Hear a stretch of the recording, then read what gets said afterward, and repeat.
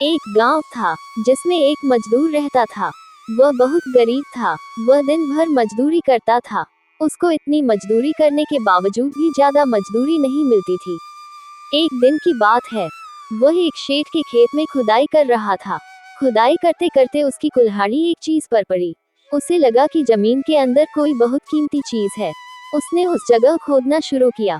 बहुत समय खोदने के बावजूद भी उस चीज का अंत भाग नहीं मिला।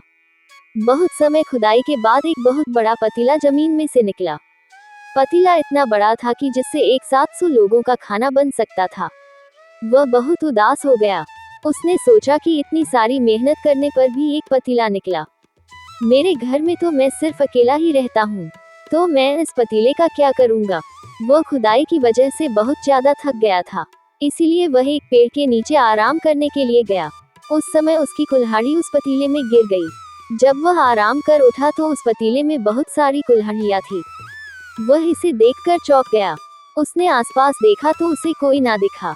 उसने सारी कुल्हाड़ियाँ गिनी। उस पतीले में 100 कुल्हाड़ियाँ थी। उसको लगा कि यह कोई मामूली पतीला नहीं है, जरूर यह कोई जादुई पतीला है।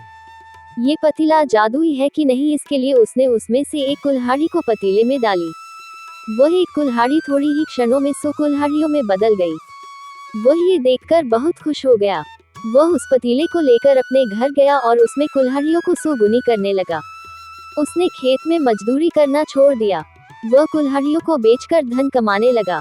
अब वह धन को 100 गुना करने लगा और 100 गुने धन को फिर से 100 गुना करने लगा। ऐसा करते करते वह अमीर बन गया। ये सारी बात उस शेठ को पता चली। शेठ उस मजदूर के घर गया। मजदूर बहुत धनवान हो गया था। उसने उस मजदूर से अपना पतीला वापस मांगा और कहा कि यह पतीला मेरे खेत में से निकला है, इसीलिए यह मेरा पतीला है। उस मजदूर ने उनसे कहा कि यह मुझे मिला है, इसलिए यह मेरा पतीला है। पर आखिर में उस मजदूर को पतीला देना पड़ा। पतीला चले जाने पर भी वह मजदूर उदास नहीं था, क्योंकि मजदूर ने सोचा कि अब मेरे पास बहुत सारा धन है, जिससे मैं बिना कुछ करे बहुत ऐश्वर्य भरी जिंदगी जी सकता हूँ। वह शेठ उस पतीले को अपने घर ले गया और उसमें उसके घर के सारे कीमती सोने के जवेरात और आभूषण सबको पतीले में डालकर 100 गुना करने लगा। 100 गुना सोने, जवेरात और आभूषणों को भी वह 100 गुना करने लगा। ऐसा करते करते वह पूरे गांव का ही नहीं परंतु पूरे देश का सबसे अमीर शेठ बन गया। ये सारी बात उस नगर के राजा को पता चली। वह राजा सैनिक लेकर उस शेठ के घर पहुंचा। उसने उससे कहा कि इस नगर की प्रत्येक चीज पर उसका अधिकार है, इसीलिए ये जादुई पतीला उसका हुआ। ऐसा कहकर उसने उस शेठ को धक्का दिया और वह पतीला लेकर चला गया। वह राजा उन दोनों से बहुत ज्यादा लालची था। उसने अपना सारा खजाना 100 गुना कर दिया। उस 100 गुना खजाने को भी वह 100 गुना करने लगा। ऐसा करके वह दुनिया का सबसे अमीर राजा बन गया। एक दिन वो राजा उस पतीले के पास आया और सोचने लगा कि इस पतीले में जरूर कुछ होगा जो इसको जादुई बनाता है, क्योंकि यह पतीला दिखने में बहुत साधारण सा है। इसलिए वह उस पतीले के अंदर गया और उस पतीले में ढूंढने लगा। तभी उस पतीले में उस राजा के हमशक्ल राजा आने लगे। धीरे धीरे करके उस पतीले में से 100 राजा निकले।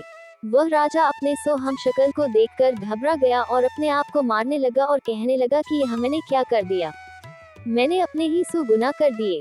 वह 100 राजा अपने आप को राजा बताने लगे। वहाँ जो सही में उस नगर का राजा था, उसने कहा कि मैं इस नगर का राजा हूँ। तुम सब तो सिर्फ मेरे हमशक्ल हो, इसीलिए तुम लोग चले जाओ। पर उनमें से कोई भी ना माना। ये बात बहुत बढ़ गई।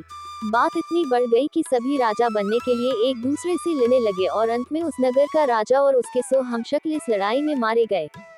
सी ज्यादा लालच का परिणाम बहुत विनाशकारी होता है।